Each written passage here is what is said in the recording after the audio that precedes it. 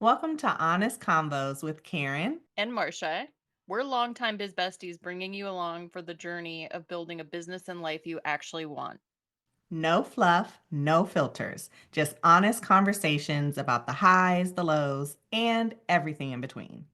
So grab your favorite drink, get comfy, and let's get into it. All right, Honest Convos. Back on the scene, crispy and clean. Okay, stop singing. Hello, we are back, and welcome to this episode. This is one of my, I don't want to say favorite topics, but and I don't want to say a topic that I don't like necessarily, but I think this one is kind of a gooey topic. Is gooey topic a thing? But we're gonna talk about like what it really feels like to navigate transitions. And we've talked about seasons and we talked about identity in the last one, and we talk about a lot about these different pieces, but I think this one will kind of bring them together as we talk about transitioning, because we're constantly transitioning. We are always shedding the skin, as Marcia said in the last one, or, spreading our wings, flying in a new direction. There is always something going on, especially if you're a parent. And we all, that those of us who are parents, we have back to school happening. And so there are some natural, like calendar driven transitions that happen throughout the year. But there are also emotional transitions that we go through as we are moving into different seasons, different areas, pushing ourselves to new levels, making boss moves and being the future self and all that stuff. And so in this episode, we're really going to talk about like, what does it feel like when you are transitioning? The excitement, the overwhelm, which can exist at the same time, by the way. It's not either or. Like, you can be really excited about a transition and really overwhelmed. Like, I don't know if you have to drop your son off at college next week and you're trying to wrap your head around like him having to pack his whole room into the back of the SUV and you got to drive him 3 hours and drop him. It's just me. That's only me. Okay. It's exciting, but I'm also like extremely overwhelmed by the thought of him not being here every day, of just like him being on his own. I mean, my daughter, she's in San Diego, which at least he's going to be 3 hours away and I don't have to hop on a plane. So that's kind of nice. It's not my first time going through this, but it still feels different. I don't know if it's because he's a boy and I'm just naturally more worried about his decision making abilities, but I'm like, I'm excited and then I get hit with that overwhelm and then I'm like, what's wrong with me? Why can't I just, realize that this is a natural thing that happens in life? He's supposed to go off on his own. So that's a personal example, but we'll talk about some business transitions as well and just like dealing with all the soup that the goo. It's gooey. It's a gooey topic. I like the soup comparison because I was thinking like tornado of doom, but it's not because you do have those good emotions that are going along with it. And I know multiple people who are dropping their kids off at school, and I just like I see it and I know it's on the horizon for me. And I'm like, I literally can't imagine what you're going through right now, even though I kind of can, but I have not experienced it. And like you said, for you, you've done this before, but each child of yours is different. So there's certain things that, like executive function, that kind of thing. Like I know with my boys, like there's that faith and trust that you did the best you could to raise them into decent human beings, but you're like, but they're going to struggle, but that's how they'll grow stronger and more resilient. And it's like, I hate having thoughts like that because you're like, no, I just want to feel like doom and gloom and horrible. And, because you're like, this is a really big deal. I don't want to bring logic to this because it's a very emotional situation, but it, it's major and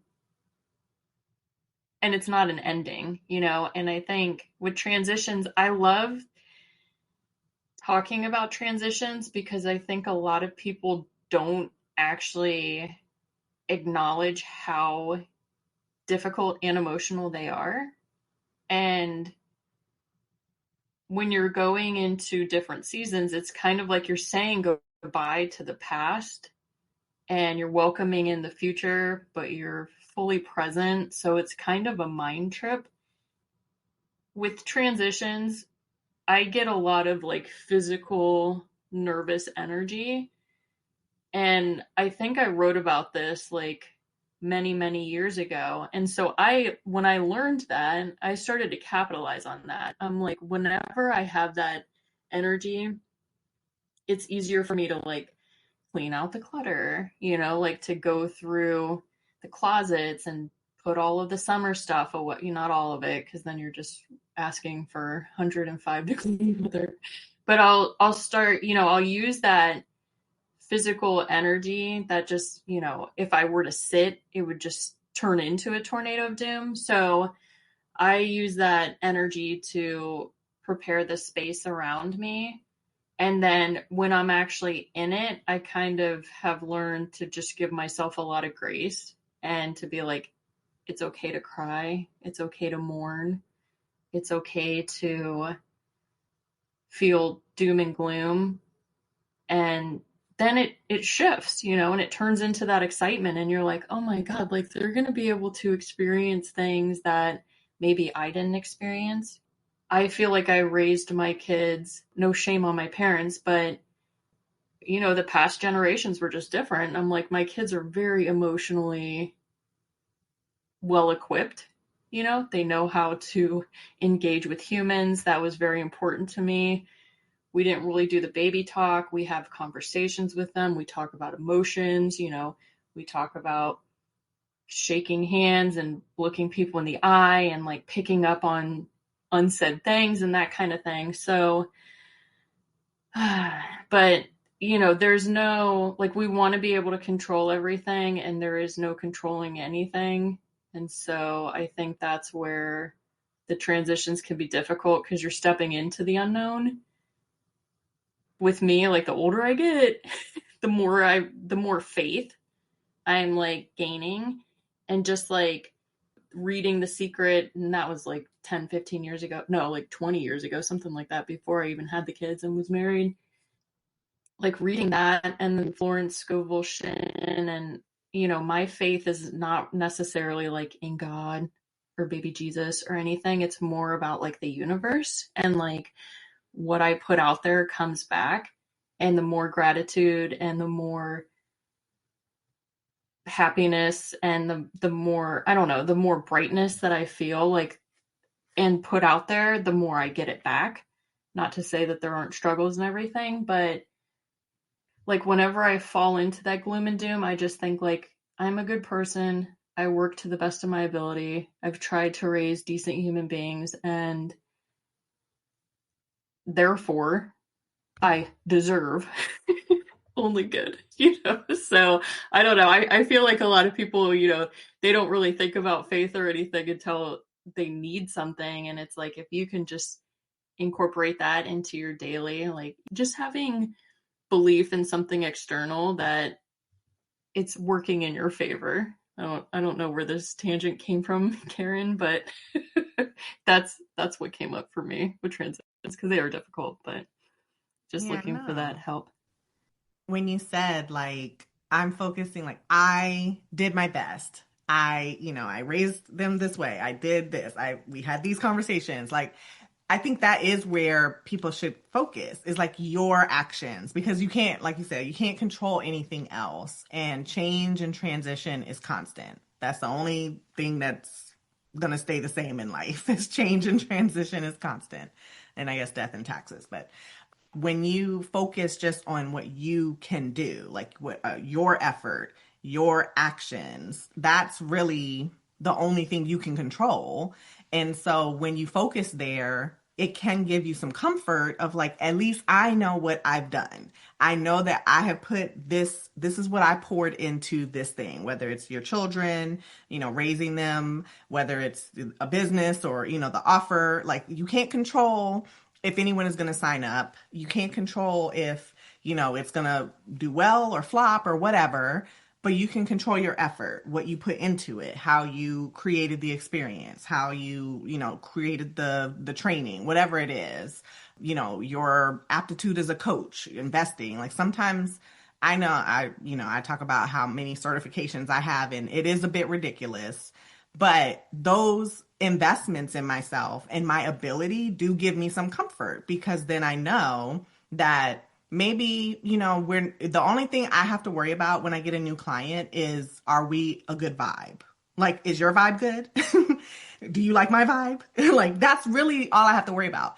I don't have to worry about if I'm going to be able to coach you because I know how to coach. I know how to coach like in so many different ways. It's ridiculous. So that is never in my mind. Like, am I going to be good at this? Am I going to be able to help them? That's never my thought. It's, are you going to be a good fit? Are you going to be a freaking asshole that I have to fire in 2 months? Like, that's what I'm worried about. So, like when you focus on you and your actions and your effort, that can give you some comfort because like there's a certain amount of baseline. Like I don't have to worry about this, but so then you can just navigate the other pieces, and that can just give you again a little bit of comfort because it is hard. I mean, it's just hard to navigate things changing, and it really shows you what you're ready for. I don't know if I was really ready. I didn't think I was ready for Madison to go across the country when she went in 21, I think it was 2021, when she first went over to San Diego. I was just like, what? Like across the country. Like literally I can't. There is no way for me to get to her sooner than like 10 hours because you got to get to the airport. You got to go through TSA. You got to do all the things, right? Get on the flight for 5.5 hours. If something happens, like, you catastrophize, you go through all the worst case scenarios.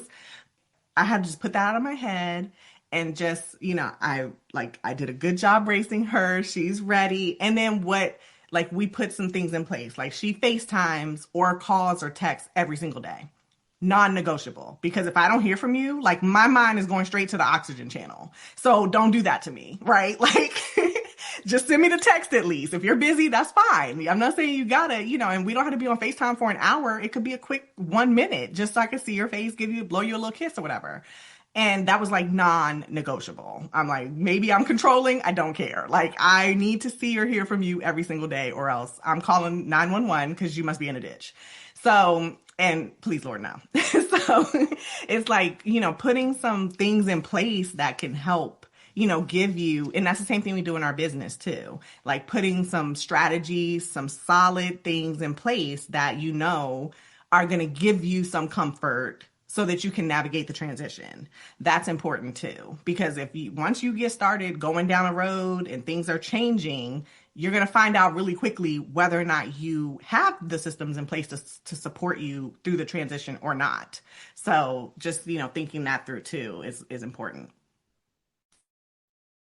So good. Yeah, having systems in place prior to transitions is great. Yeah. And I love that. I love that you're like, this is a non-negotiable, because it's like, guess what?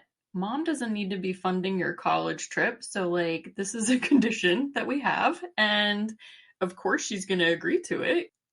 I think that we're both pretty logical. And so we know like our kids, they're gonna be okay. They're gonna be able to navigate. And they also know to reach out and ask for help because we're not judgmental. Like if they make mistakes, if they have accidents or whatever, like we're gonna do whatever needs to be done to help support them and let them know that like, hey, dude, we screw up all the time. So like there's nothing at all wrong with you needing help, especially as a young adult. So the transitions with work and the systems. I posted this years ago on Instagram and it got a lot of feedback, or maybe it was LinkedIn. I don't know. It was on the social medias. But I just put like a reminder and I said, reminder to set your out of office.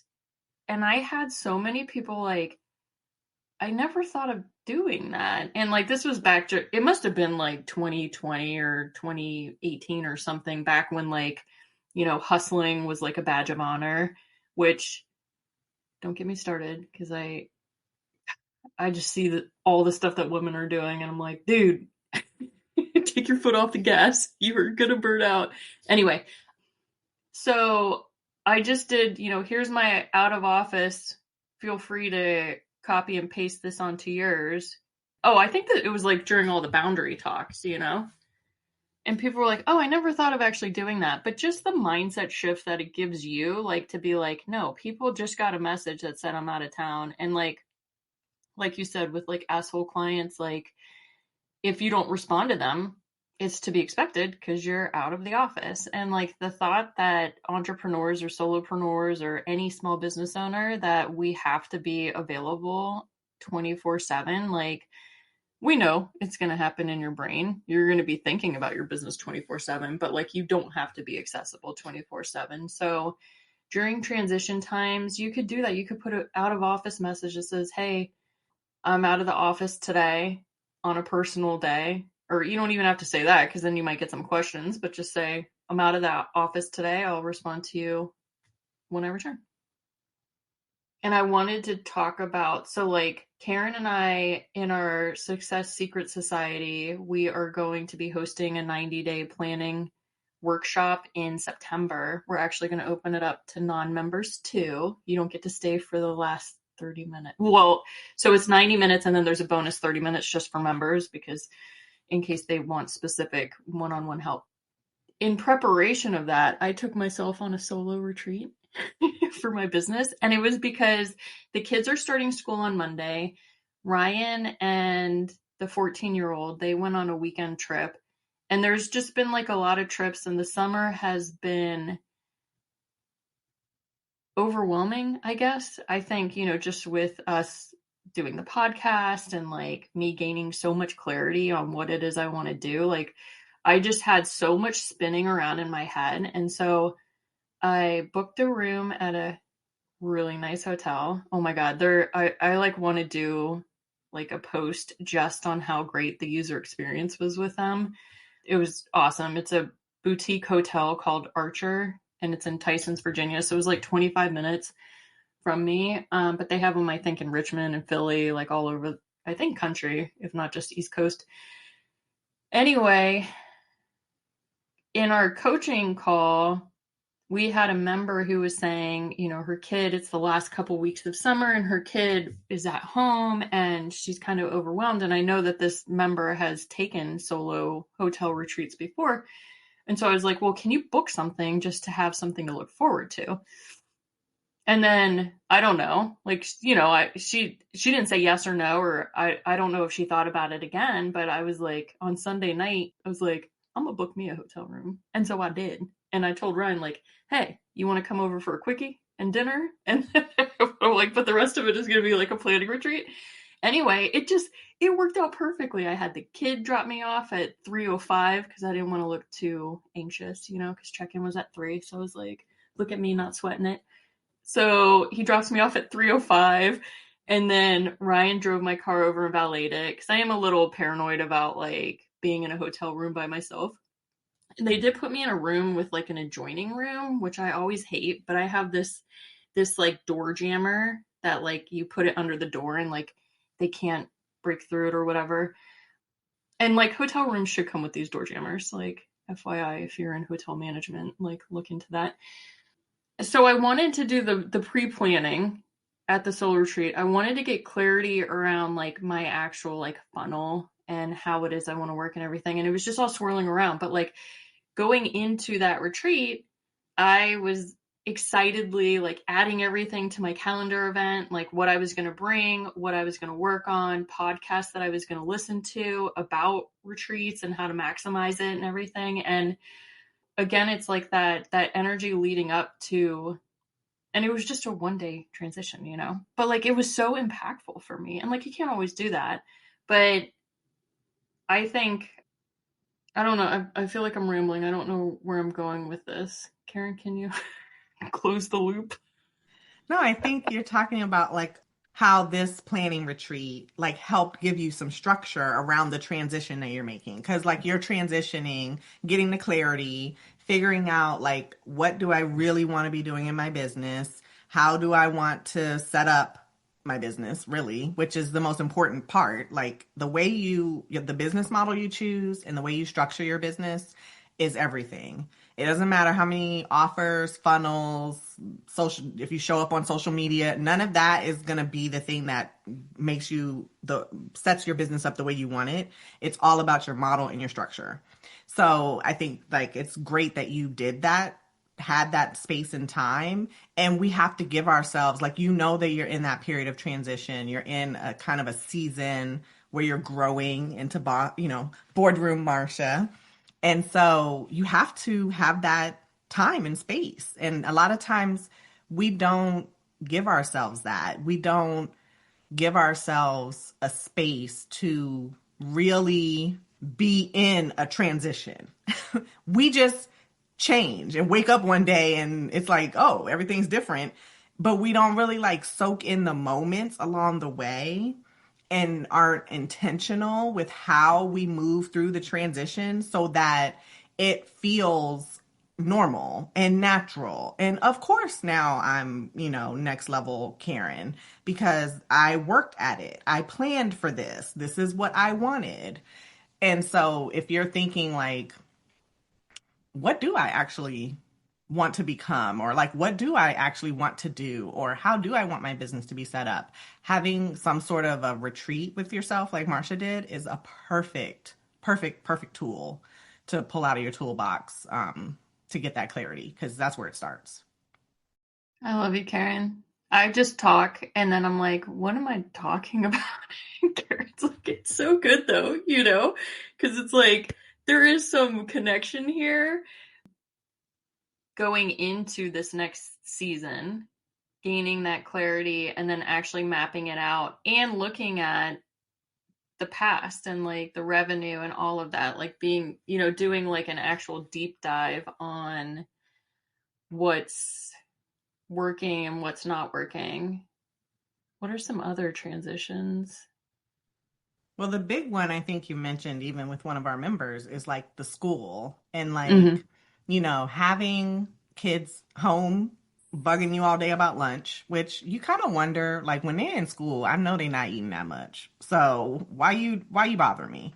Like lunch is at one time a day. Like bring those school rules home, especially with boys. Oh my gosh. Anyways, so like if you're a mom and you have kids going back to school, like this is like a natural, like there are natural, like I know, and I think the last episode I said you don't have to wait till January 1 to start anything, but there is something around the universal group energetics of a transition. And so maximizing on that. So right now it's like oh, sorry. Did you hear that? No, that was just me. I don't know. Sorry. My computer's making weird noises. Okay. Anyways, there is something to be said about taking advantage of this momentum that we're all in, all of us that have kids going back to school, and fresh starts, and school buses will be back on the streets, and like this is a natural time where there is a turnover. It was summer, kids were home and they were in your face all day, and now they're going to go back to school and we're moving into the cooler fall. Like, so think about how, if you've been kind of living your summer, which is not a bad thing. You had vacation, you had kids, you were, hanging out, and now they're going to be back in school. So start to think about what that looks like for your day to day, because now you have to transition into a different schedule. Maybe you're doing different things during the day. You maybe didn't have client calls, or you weren't doing certain activities because kids were there. Now you can do those things. So just think about that intentionally so you can capitalize on the just energetic shift in the universe where everyone is kind of in that fresh start, back to school mindset.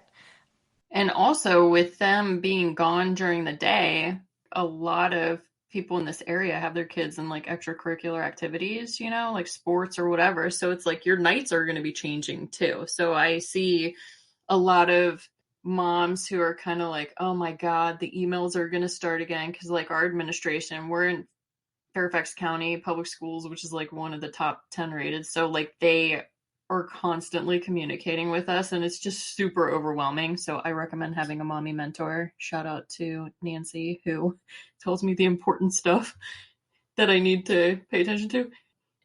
So you're going to be inundated with emails. There's going to be practices you have to go to, games you have to go to, and all of that. So you might not have that flexibility of being able to work on your business in the evenings. Just keep that in mind. And if you do, I think the number one thing with transitions is that there is going to be friction and discomfort, but it's coming. So if you have a transition that happens in your life and you know that it's gonna happen, try to prepare as much as you can. I have Maker Monday, so on Mondays I don't take any calls until like noon. Like, you can't get on my calendar. And that is like to work on content ideas. That's to do kind of the deep brain work, because my brain's really good Monday morning. I love Mondays. Anything that you can do, like memos, like sticky notes, whatever, just things to remind yourself, like, okay, like I have 7 hours while they're gone. Like, how can I maximize my time and energy? And just be fluid, That's something else too. It's like, do as much planning as you can in advance, but also be fluid, because like you're only going to see your little ones, a few hours a night at this point. So it's like you don't want to be completely spent and like a demon lady. I'm saying that for myself. A lot of times these talks are for us, and then we're just sharing them with you too. So I love that. But yeah, no, you just have to think about, what transition am I in right now? And like, what support do I need to step into this next season with clarity and confidence? Just like give that some thought, pull out your journal, maybe do a little guided meditation, but just whatever, however you can be intentional. That's really the key, is like, you don't ever want to feel like life is happening to you, right? You want to feel like life is coming from you. And so you want to be intentional and really thinking about like where you are, what you want to do, and then map that out with some clarity. And get support too, because everybody is going through this together. Like, as Karen said, it's like a collective momentum type thing. So if you're in the Success Secret Society, like, hit us up on the IG private channel. If you're not, shame on you. Just kidding. No shame, no shame. If you're not, like, reach out to those friends and just, send a text and be like, hey, thinking about you. Let's grab a coffee once things settle down with kids back in school or whatever. But yeah, just reach out for support. You don't have to go through this alone. There's so many people that are going through a transition together. So just, if you need support, ask for it.